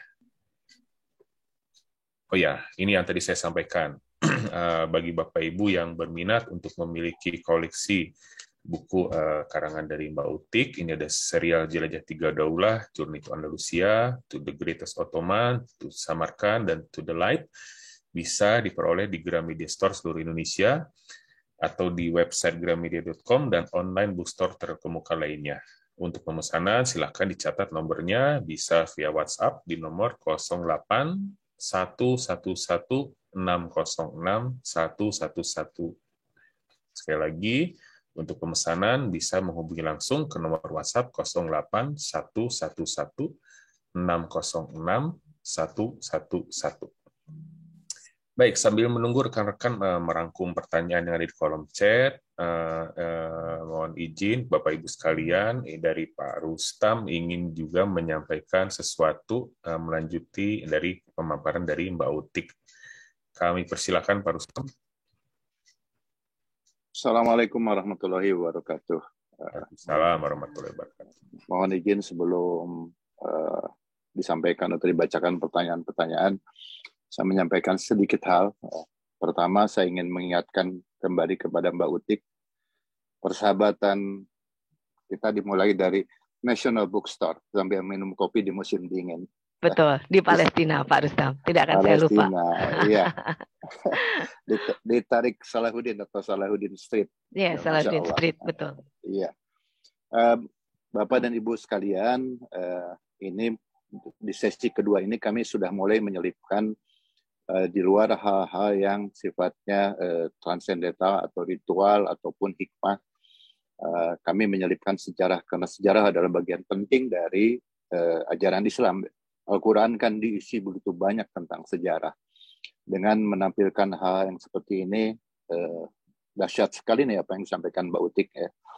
Kita pertama, saya ingin menumbuhkan girah kecintaan kita kepada agama tercinta kita.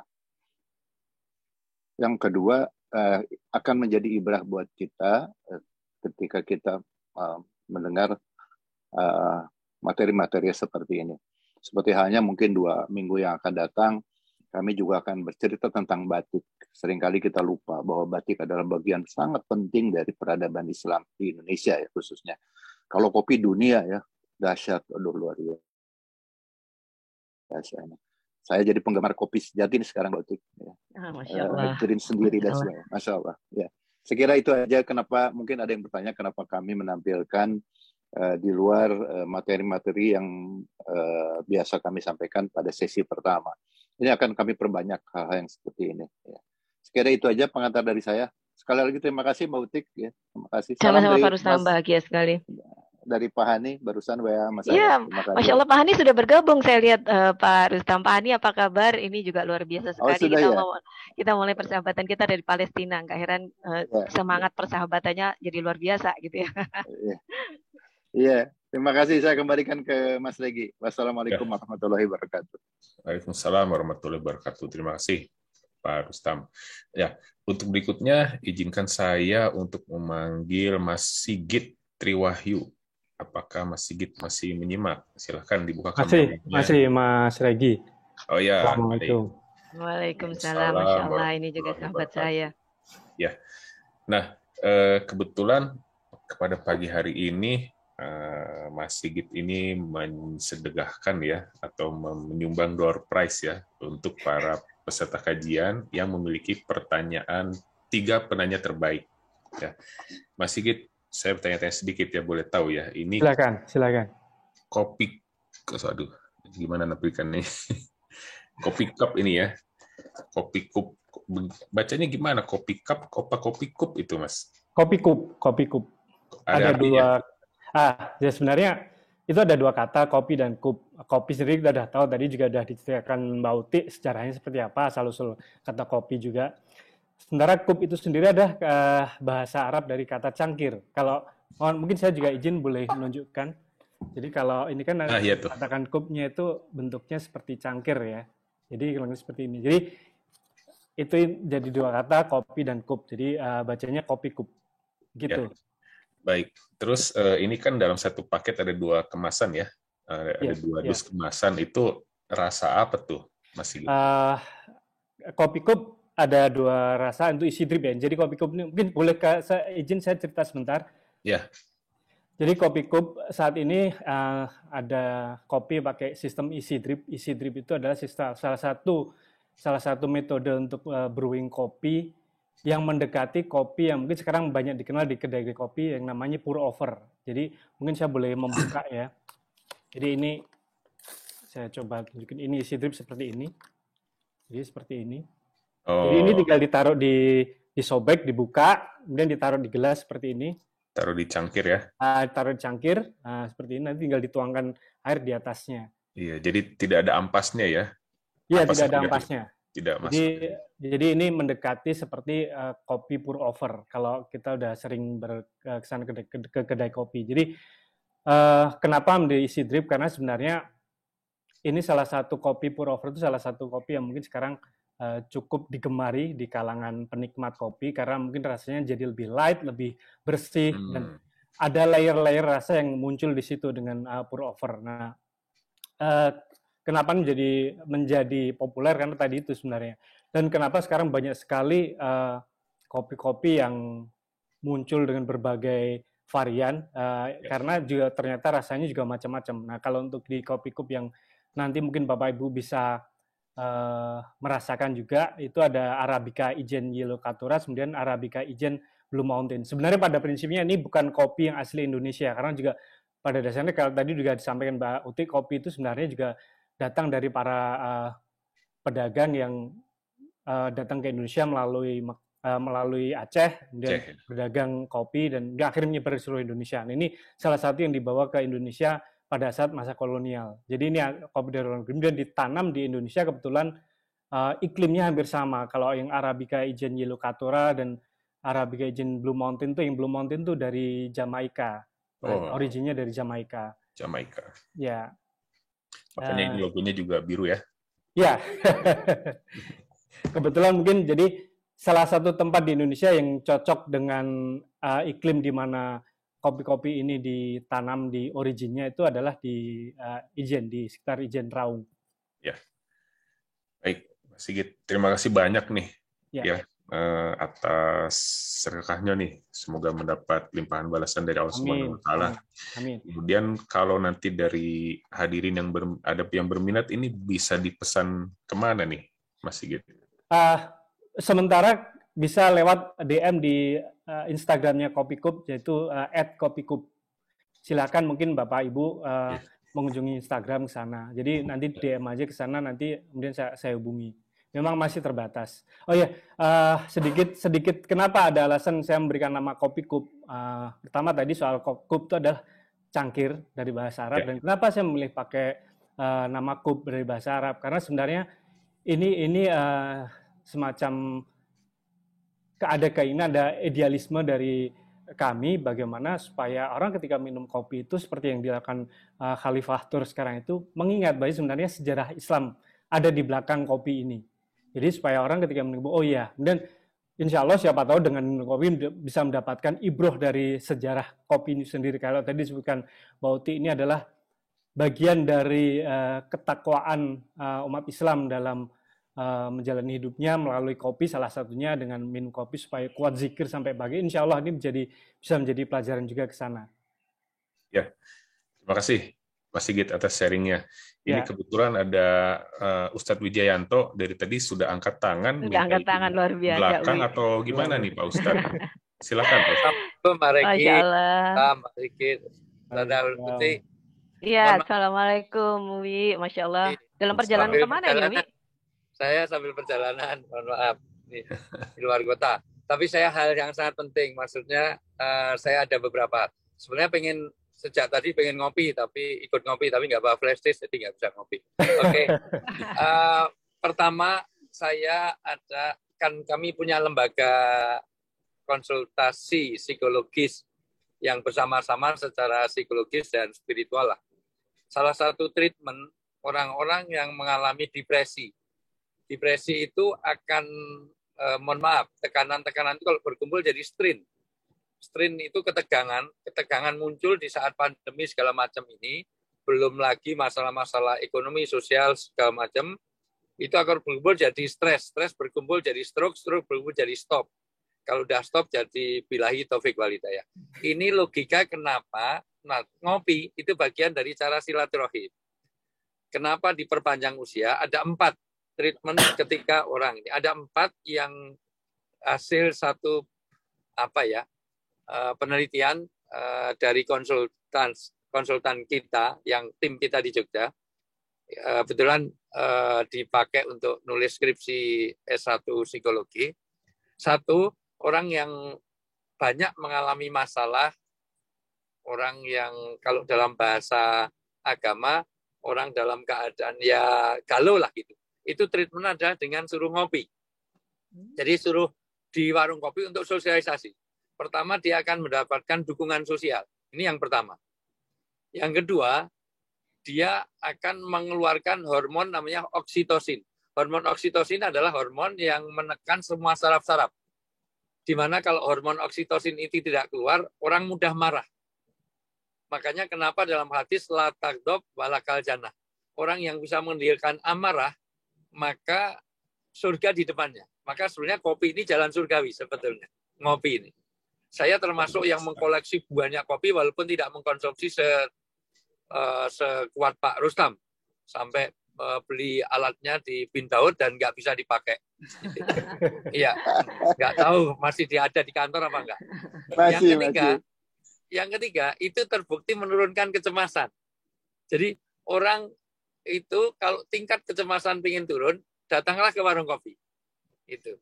Nanti tentu bisa di breakdown lebih detail ya. Dan yang keempat, ini penelitian, ini hasil penelitian ya, itu ternyata akan membantu mempercepat proses kesembuhan kalau kita ada gangguan kesehatan, terutama kesehatan yang kaitannya dengan psikis. Nah ini ternyata, ini sudah saya tadinya mau nyampaikan di lain kali, tapi karena ada hadiah dari Pak Sigit, jadi saya harus pertama. Ini lebih Uwi kan udah pernah nyobain. Iya, paling tidak itu maksud saya. Itu bagian, dan tapi menarik. Saya karena juga punya beberapa dengar referensi-referensi yang berkaitan dengan bagaimana ngopi ini bagian dari sosialisasi, dan itu masuk di dalam kumpulan fatwa. Kenapa ada yang melarang dan kenapa yang ada membolehkan? Itu persis dengan catur. Catur itu difatwakan haram di Madinah, tetapi disunahkan di Mesir oleh Imam Hanafi. Itu. Kenapa? Karena catur dulu membuang waktu, tetapi ternyata di Mesir itu mengasah otak. Sama dengan ini, kopi itu. Jadi kopi itu ada ilahnya. Kenapa malah disunahkan malah kan itu. Itu ada fatwanya ternyata di kumpulan fatwa ulama itu. Udah itu aja supaya syarat mendapatkan kopi aja sih ini. Iya. Tapi tidak sah untuk dapat hadiah. Perjalanan dijaga. Terima kasih. Siamanilah, Wi. Siamanilah Ustaz. Terima kasih. Baik. Oke. Sekarang waktunya menyimak pertanyaan dari para hadirin ya. Kang Dea mungkin sudah direkap. Kalau bisa ditampilkan di layar boleh?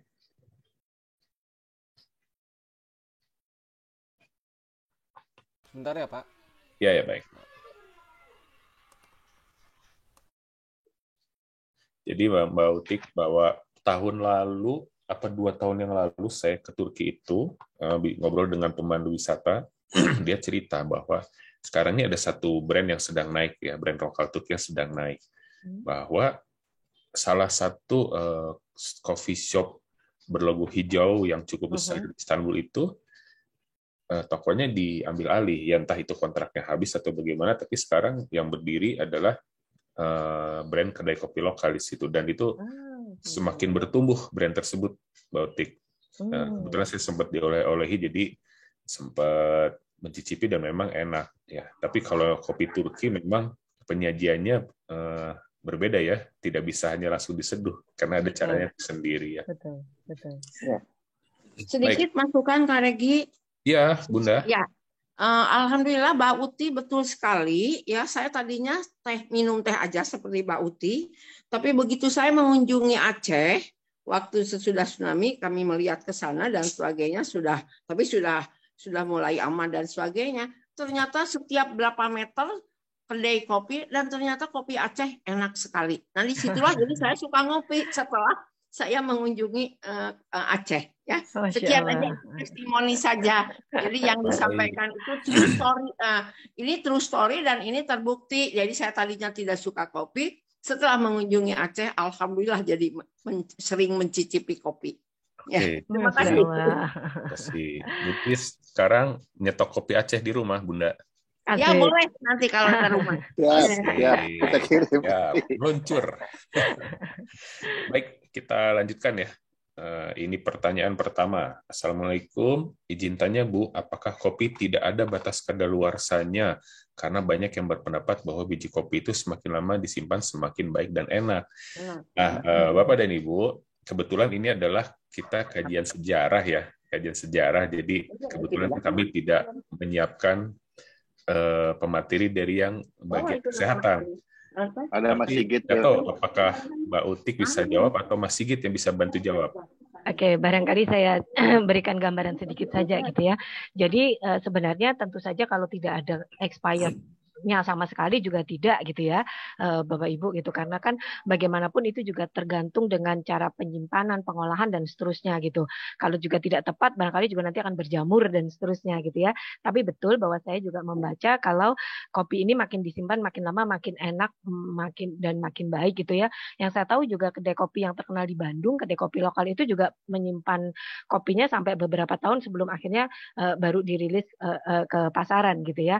Tapi tapi kalau dalam asumsi saya rasanya juga agak tidak tepat kalau nggak ada expirednya gitu, karena pastinya semua yang kita konsumsi ini harus ada syarat dan ketentuannya berlaku gitu. Barangkali mungkin Mas Sigit bisa menambahkan.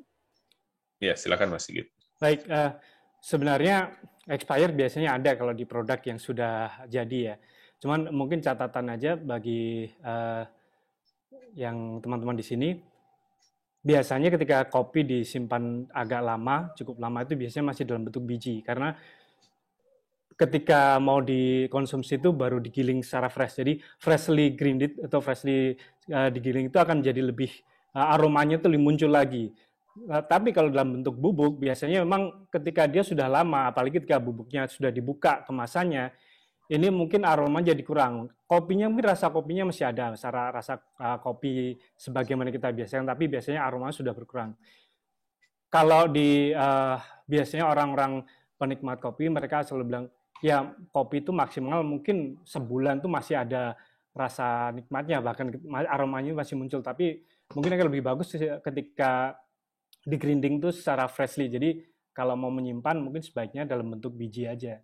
Syukur-syukur dalam bentuk biji masih green beans atau mentah yang belum disangrai. Tapi ketika disangrai, disimpan dalam bentuk biji dan ditaruh di tempat yang tertutup, yang sealernya bagus, itu akan lebih bisa lama. Aromanya itu bisa tahan lebih lama. Jadi ketika mau dikonsumsi baru di grinding. Gitu sih. Baik, terima kasih ya. Semoga bisa membantu menjawab pertanyaan tadi ya. Pertanyaan berikutnya, Anglia. Silakan, Tarik. Sudah tampak. Oh ini ya, tadi dari Ibu Prastianingsih. Assalamualaikum warahmatullahi wabarakatuh. Izin bertanya bagaimana cara mengolah minuman kopi supaya tidak berefek rasa tidak nyaman pada orang-orang dengan masalah lambung seperti gastritis, asam lambung, dan lain-lain. Nah, nggak tahu nih apakah Mas Sigit bisa bantu jawab juga? Sebenarnya ini mungkin dokter yang bisa menjelaskan. Ya, ini tentang kesehatan ya. Kesehatan. Tapi memang ada beberapa orang yang sangat sensitif terhadap kopi ya. Biasanya dokter akan menyarankan untuk tidak minum kopi ketika ada masalah ini. Tapi pada prinsipnya sebenarnya ketika diolah dengan baik, itu insya Allah sih tidak akan berefek pada kesehatan. Tadi sudah disampaikan juga oleh Uwi bahwa sebenarnya kopi itu justru berdampak positif terhadap kesehatan, terutama kesehatan psikis sih sebenarnya. Iya, betul. Ya. Saya boleh nambahkan sedikit pengalaman pribadi ini? Ya, silakan Pak Rustam. Iya, jadi saya kena GERD, asam lambung saya naik beberapa minggu yang lalu, alhamdulillah udah sembuh. Jadi waktu konsultasi dengan dokter, memang salah satu yang tidak direkomendasi untuk diminum bagi pengidap GERD atau asam lambung adalah minum kopi. Tapi saya sampaikan, saya penikmat kopi yang serius, dok.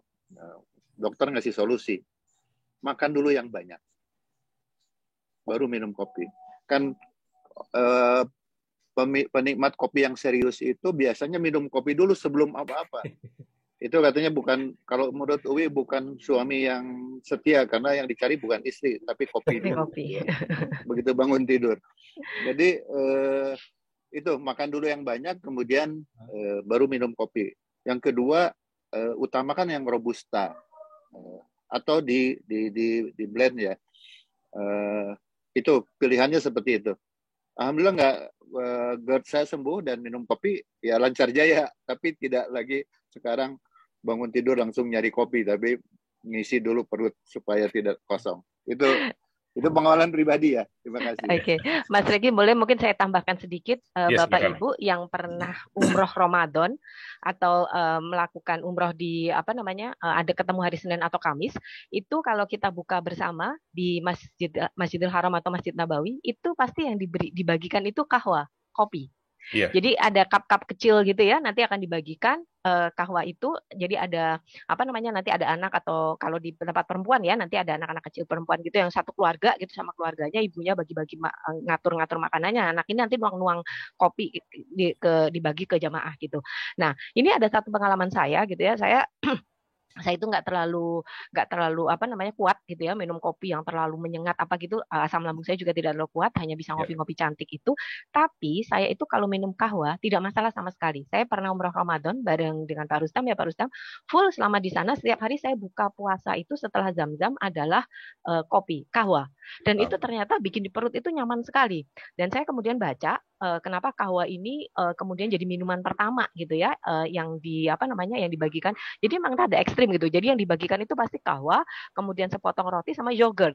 Ini kan semuanya tuh nggak akrab, nggak bersahabat sama lambung gitu ya. Tapi ternyata orang-orang Arab itu biasa aja gitu ya, santai aja gitu. Yogurtnya itu memang dipakai untuk cocolan rotinya itu. Nah, ternyata memang salah satu rahasianya itu adalah adanya rempah-rempah yang dicampurkan dalam kopi itu. Jadi kahwa ini sudah melalui proses campuran bahan macam-macam. Nah, ini ternyata yang membuat dia itu jadi semacam bubur kalau untuk buka puasa di Indonesia. Kan kalau orang Indonesia itu punya tradisi makan bubur ya kalau buka puasa, karena kan sebenarnya biar perutnya anget dulu, terus ngolahnya juga nggak berat apalah segala macam gitu ya. Ini ada saya pernah membuat tulisannya. Nah, ini ternyata kahwa yang disajikan di Mekah dan Madinah ketika kita buka puasa di sana itu juga fungsinya menjadi semacam itu. Rahasianya ada pada rempah-rempah yang dicampurkan di dalamnya. Bapak Ibu kalau misalnya pengen gitu ya, di online banyak kok bisa dicari, dan itu memang kahwa-kahwa yang dijual di Bin Daud gitu ya, itu ada di situ gitu. Ada yang ada campuran kapulaga, ada yang campuran kayu manis, ada yang almond dan seterusnya gitu. Kalau memang yang nggak bisa banget rasa jamuknya gitu. Gitu dari saya. Silakan Mas Regi. Betul. Dan kebetulan juga kalau kami di Saudi ya, untuk program umroh kami di hotel-hotel yang kami gunakan itu biasanya itu welcome drink-nya kahwa itu. Betul. Kalau kita lagi ngobrol-ngobrol di lobi juga dia tawarinnya kahwa. Dan itu standby terus di meja. Jadi bukan jus, bukan apa, tapi kahwa, kurma, sama air putih. Ya. Dan kalau minum sukari. Sama sukari. Pas soalnya manisnya, pahitnya kahwa ini sama ketemu sama kurma sukari ini pas banget, karena sukari itu kan manis banget gitu ya. Jadi ngeblend gitu. Ini sama kayak orang Turki minum kopi sama lokum gitu. Karena yang satunya pahit ketemu manisnya itu dari side dish-nya gitu. Dan kalau kita minum kopi kalau di Indonesia itu kan segelas gitu ya, atau secangkir gede gitu. Nah, kahwa ini selalu hanya disajikan di cup-cup kecil gitu, kayak segelas zam-zam gitu. Jadi memang minum kopi itu barangkali ya memang nggak perlu banyak-banyak gitu ya. Segitu udah cukup gitu. Iya. Dan jangan kopi saset ya. Enggak, kan ada istilahnya Mas Regi, kopi itu digiling bukan digunting gitu. Oh, iya betul. Digiling. Jadi ngambilnya yang pakai sendok ya, bukan yang digunting ya. Baik. Baik, terima kasih sharingnya Mbak Uti, Mas Sigit, Pak Rustam. Nah, kita lanjut ke pertanyaan berikutnya nih dari Pak Edi dari Bromo Coffee. Wah, kayaknya pemilik kafe juga nih. Assalamualaikum, terima kasih banyak atas ilmunya. Mohon izin bertanya, siapakah yang membawa tanaman kopi ke Indonesia? Apakah dari Usmani ataukah VOC melalui tanaman paksanya? Terima kasih. Nah, mungkin ini Mbak Utik. Baik. Jadi ini sebenarnya menarik. Kemarin saya juga baru dengar dari kajiannya Ustaz Fauzi Badim gitu ya, yang mengatakan tentang sejarah kopi di Indonesia dibawa oleh kolonial Belanda. Itu sama sekali tidak tepat, karena kalau Bapak Ibu tahu, kalau sampai sekarang pun kalau kita di Eropa sekalipun gitu ya, kopi ini sering diistilahkan dengan Java. Java gitu ya. Karena apa namanya ini ketika VOC itu datang ke Indonesia itu ternyata di tanah Jawa itu orang udah biasa. Ini sudah minuman biasanya orang Jawa gitu, kopi itu, mengolah dari biji kopi ini. Tapi memang belum dipopulerkan. Lalu kemudian ternyata itu menjadi komoditas perdagangan yang laris, barulah kemudian loh kalau ini mah di tanah Jawa banyak tanaman kayak begini gitu ya. Terus kemudian dikembangkanlah varietas-varietas yang kemudian itu menjadi laku di perdagangan internasional. Tapi kalau ngomongin sejarahnya, itu kopi itu sudah ada lebih dulu di sini ketimbang VOC, ketimbang kolonial ketika ada di sini. Itu satu. Dari mana kemudian kopi-kopi ini bisa sampai ke tanah Jawa? Betul, tadi dalam sejarahnya adalah biji-biji kopi ini dibawa menyebar ke daerah negeri-negeri yang menjadi bagian dari peradaban Islam. Kalau kita tahu gitu ya, kalau kita ke timur gitu, Halmahera apa segala macam itu kan memang menjadi pintu masuknya Islam ke wilayah timur, lalu kemudian ke Aceh dan seterusnya. Itu memang dibawa oleh para pedagang-pedagang Muslim yang menyebar ke seluruh dunia ini untuk membawa salah satu komoditasnya adalah biji kopi ini. Juga kemudian dibawa oleh para jamaah haji. Jadi kalau tadi dikatakan bahwa kopi di Indonesia ini dibawa oleh kolonial itu tidak tepat sama sekali gitu. Ini terbukti dengan istilah, ini ada istilah bahasa Belandanya gitu. Minuman kopi ini, tapi saya nggak mencatatnya gitu ya. Minuman kopi ini minuman commonnya orang Jawa gitu. Minuman yang biasa diminum sama orang Jawa gitu. Menariknya lagi gitu ya, karena dia jadi Java ini jadi minuman untuk menggantikan kata cup of coffee gitu. Lalu kemudian para programmer komputer ketika mau membuat salah satu program, mereka tuh karena tiap hari minum Java ini, lalu kemudian munculnya JavaScript. Ini sebenarnya dari situ gitu, dari kebiasaan mereka untuk minum kopi. Saya baca ini literaturnya. Begitu. Terima kasih. Iya, ada juga Java Jive. Silakan Pak. Saya nambahkan sedikit Mas Regi. Ya Pak. Jadi klaim bahwa itu dibawa oleh kolonial Belanda itu sebetulnya hanya salah satu momen saja ketika Adrian van Omen itu membawa kopi dari Malabar, India. Tapi sebetulnya tanaman itu sudah ada di Indonesia. Tapi sebagai sebuah industri yang besar sampai ke ekspor, itu memang kopi yang kemudian terkenal jadi kopi Malabar. Itu kopi juara loh, kopi Malabar itu. Yang ada di Parahyangan, di Pangalengan dan sekitarnya ya, di Gunung Puntang. Iya, itu sebagai sebuah industri gitu. Tapi menjadi tradisi minum kopi dan tanaman itu ditanam oleh orang Indonesia, terutama orang Jawa, itu sudah jauh sebelum Adrian van Omen itu membawa biji kopi untuk ditanam sebagai sebuah industri. Itu tambahan dari saya. Terima kasih. Terima kasih Pak Rustam untuk tambahannya. Baik, terjawab ya Pak Edi dari Bromo ya, dari Jawa Timur kayaknya tuh. Pertanyaan selanjutnya dari Mas Yoga dan Mbak Yuli. Apakah tradisi ngopi sudah ada di zaman Rasulullah atau para sahabat? Syukron. Baik, jadi tradisi kopi ini memang baru populernya itu pada masa Abbasiyah, Bapak Ibu, gitu ya. Ada disebutkan bahwa salah satu hadis yang kemudian menjadi polemik gitu ya, bahwa penyebutan kahwa itu sesuatu yang diharamkan gitu ya, kalau masih ada mungkin bisa dikonfirmasi gitu.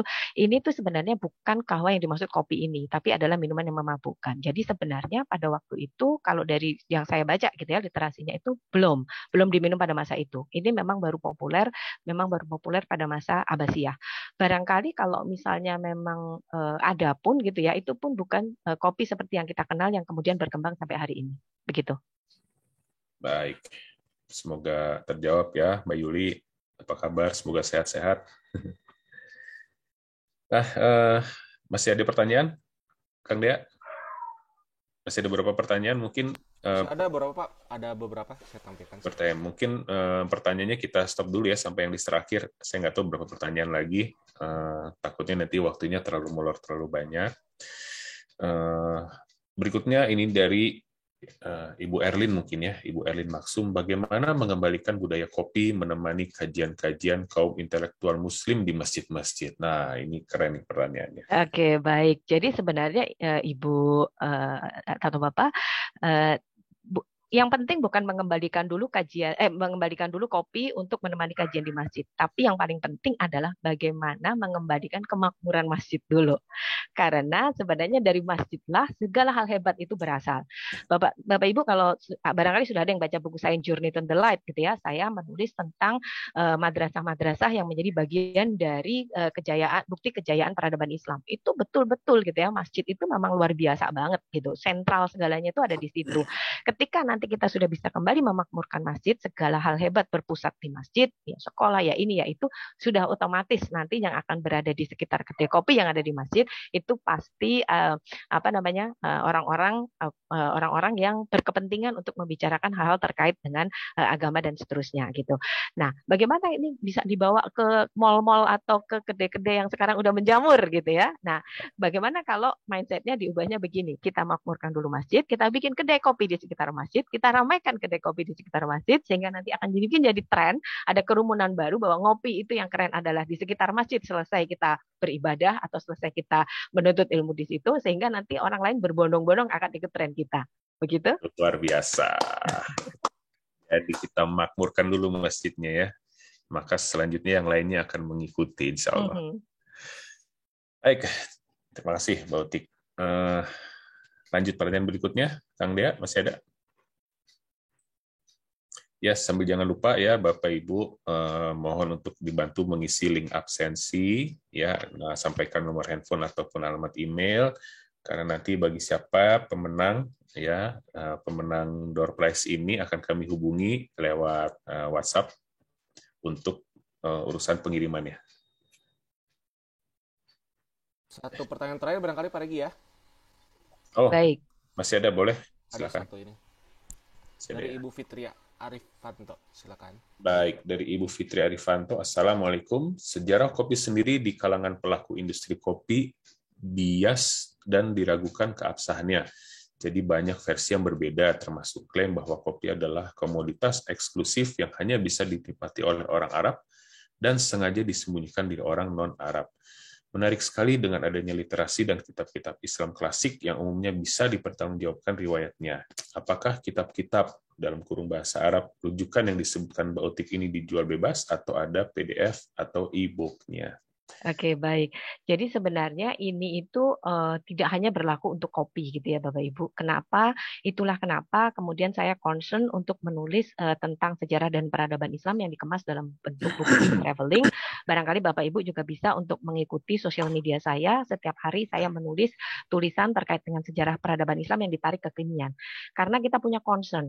Ini sejarah Islam ini adalah sejarah yang dibiaskan dengan sangat luar biasa sekali. Bagaimana hal-hal hebat yang berasal dari Islam itu kemudian seakan-akan tercabut gitu ya. Dan ini juga yang akan menjadi buku saya berikutnya gitu. Ngomongin tentang sejarah peradaban Islam. Nggak hanya tentang kopi, tentang everything gitu ya.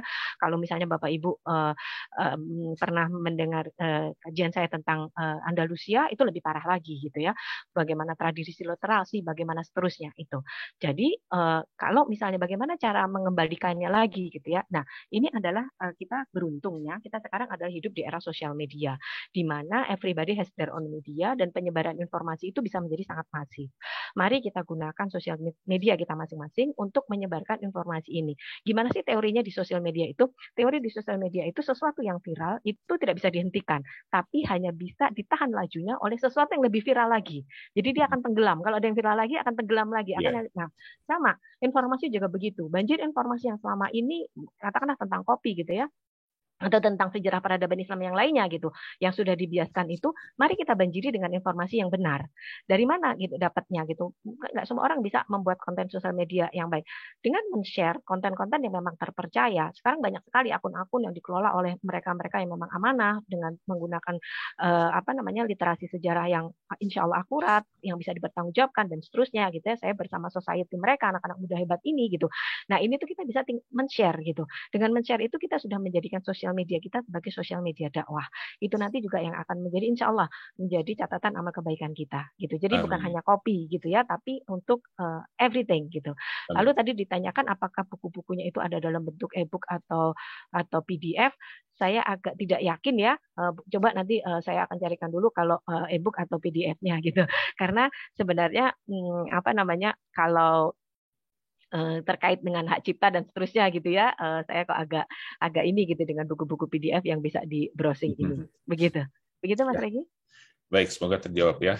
Jadi bagi Bapak Ibu yang menanyakan tentang literasi ya, tulisan-tulisan ya tentang sejarah yang berhubungan dengan Islam ataupun materi kajian ini, mungkin Bapak dan Ibu bisa simak langsung saja media sosialnya Mbak Utik ya. Beliau hampir setiap hari menulis. Memang setiap hari, Mas. Memang tiap hari ya. Kadang sehari bisa 2 kali mungkin. Bisa Kecuali weekend. dicatat Facebooknya, Instagram, dan juga channel YouTube-nya, serta blogspot-nya terlampir di layar ini. Kemudian untuk kajian ini juga, kajian subuh juga kami akan tayangkan ulang di channel YouTube Khalifah. Ya, mungkin dari juga kami akan share juga di kanal YouTube-nya Mbak Utik ya. Oke, baik. Nah, baik. Barangkali juga mungkin bisa diinfokan gitu ya, Jadi alhamdulillah gitu ya, ini sebuah kehormatan buat saya.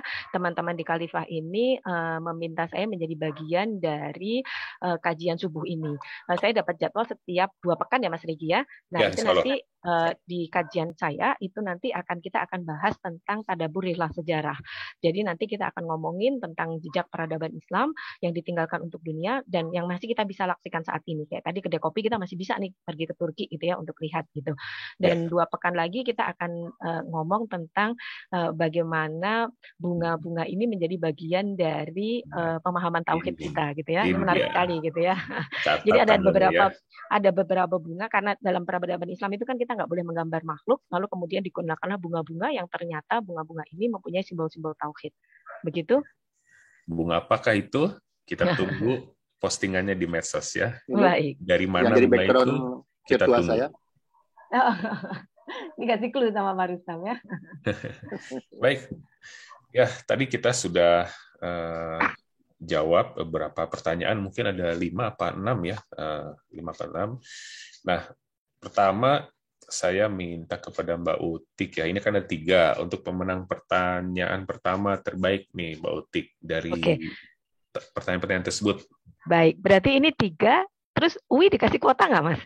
Enggak, ada 3, nanti 1 dari 1 Mbak Utik yang boleh. Tenang UI, nanti tenang Uwi, nanti kita kirim khusus untuk Uwi ya. Jadi tidak ikut dalam kota 3 orang pemenang ini. Siap Uwi. Jadi oke, saya milih yang 1 yang tadi yang yang bertanya pertanyaan terakhir yang bertanya tentang bagaimana sejarah Islam yang sudah dibayaskan ini tadi. Ya, itu dari Ibu siapa Kang Lia tadi, maaf. Pertanyaan tadi tentang literasi mungkin ya Bu ya? Iya betul, sejarah Islam yang sudah dibiaskan. Ibu Fitra Arifanto, Pak Regi. Ya. Ibu Fitra Ibu siapa, Mas? Ibu Fitra Arifanto. Ibu Fitra Arianto. Ibu Fitra, apakah masih menyimak di sini, Bu Fitra? Boleh keluarkan suaranya? Assalamualaikum, Pak. Bukan Ibu, Pak. Oh ya, dengan Bapak Fitra ya. Mas Fitra Afrianto. Sudah mengisi link absen untuk mencantumkan nomor kontaknya? Oh, belum, Pak. Nanti diisi. Belum baca chatnya lagi.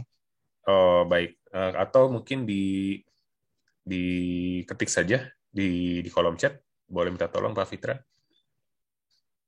Nomor WhatsApp-nya. Di Japri kali ya, Mas ya, di Japri mungkin ya ke siapa gitu, bukan ke everyone ya. Oh iya, boleh. Boleh di Japri, chat Japri ke saya, Regi, atau Kang Dea. Ya. Iya Pak, insya Allah. Baik, Pak Fitra. Nanti nomor kontak, kalau bisa sekalian alamat juga boleh. Atau nomor WhatsApp-nya saja dulu ya. Ya. Baik, kita sudah dapat 1 pemenang pertanyaan terbaik, 1 paket yang kopi dengan 2 rasa. Kemudian untuk pemenang kedua boleh dipilihkan dibantu sama Mbak Utik lagi mungkin. Oke, baik. Yang pertanyaan kedua yang tadi yang tentang, karena sebenarnya begini ya Bapak Ibu, ini bukan yang terbaik nggak apa gitu ya, tapi karena memang ini kajiannya sejarah, jadi kita pilihnya yang sejarah gitu ya, yang ada kaitannya dengan sejarah. Tadi yang bertanya tentang kopi dan kolonial tadi Mas. Oh, kopi kolonial dari Jawa Timur tadi ya Mas. Pak Edi. Pak Edi ya? Iya betul, Pak Edi. Pak Edi apakah masih hadir di kajian ini? Pak Edi masih. Dari Bromo Coffee. Masih ya. Ya, Pak Edi, apakah sudah mengisi link absen? Alhamdulillah sudah dari tadi Pak Regi. Oh, sudah, alhamdulillah. Berarti nomor sudah tercatat di sana ya, Pak Edi. Nanti paling kami menanyakan alamat kirim ya, Pak Edi. Terima kasih, Pak Edi. Selamat. Terima kasih. Pertanyaan ketiga, hadiah terakhir. Silakan sekalian Mbak Utik. Oh, oke, boleh saya minta Pak Rustam juga yang memilih untuk yang pertanyaan terakhirnya? Silakan Pak Rustam. Silakan. Saya pilih dari, mohon maaf karena wajahnya tidak terlihat, apakah Bapak atau Ibu Erlin Maksum, tentang bagaimana menggairahkan masjid tadi ya. Erlin Maksum ya Pak? Iya. Ya. Itu pilihan saya. Ibu Erlin, apakah masih menyimak kajian ini? Erlin Maksum, Erlin? Masih ada. Masih Pak. Masih ya? Baik. Pak. Baik, selamat ya Bu Erlin. Terima kasih Pak. Terima Apakah kasih sudah, Mas Rustam. Iya, sama-sama. Apakah sudah mengisi link absen Bu Erlin? Iya, sudah. Sudah, baik, alhamdulillah. Nanti tim kami akan menghubungi untuk meminta alamat pengiriman ya. Ya, baik kalau begitu dari pertanyaan insya Allah sudah terjawab semua. Alhamdulillah waktu juga menunjukkan pukul 6:37 ya, lewat sedikit. Ya, mohon maaf. Mudah-mudahan tidak terlalu mengganggu waktu Bapak Ibu dan sekalian. Insya Allah kita akan bertemu kembali dengan Mbak Utik 2 pekan ke depan ya, masih di hari Ahad tanggal 23 Januari ya, di tempat dan waktu yang sama di webinar Bait Al-Hikmah Khalifah Tour. Mas Regi, saya boleh sampaikan closing statement? Silakan. Oke, baik. Terima kasih. Bismillahirrahmanirrahim. Saya akan sampaikan closing statement saya bahwa teman-teman, Bapak Ibu sekalian yang dihormati Allah, kopi adalah tradisi ketaatan dalam Islam. Digunakan sebagai sarana untuk mendekatkan diri pada Allah. Sudah seharusnya kita dudukkan kembali minuman kopi ini seperti niatan semula yang dilakukan oleh para penemunya. Tradisi minum kopi di kedai kopi awalnya untuk diskusi agama dan ilmu pengetahuan. Harusnya itu yang kita lestarikan saat ini. Terima kasih. Wassalamualaikum warahmatullahi wabarakatuh. Waalaikumsalam warahmatullahi wabarakatuh. Terima kasih Mbak Utik. Terima kasih. Sekalian saja saya tutup. Terima kasih Mbak Utik. Wabillahi taufiq wa hidayah. Terima kasih. Assalamualaikum warahmatullahi wabarakatuh. Waalaikumsalam warahmatullahi wabarakatuh. Terima kasih Mas Sigit. Ya, terima kasih. Ya, Mas Sigit, terima kasih. Terima kasih Mas Sigit, terima kasih semuanya. Assalamualaikum Mbak Uti. Baik, terima kasih Uwi, terima kasih semuanya. Ini ya. Sama saya alamatnya di Pondok Pesantren Bina Anak Soleh, Jalan Saban Barat. Siap Uwi, langsung dikirimkan siang ini.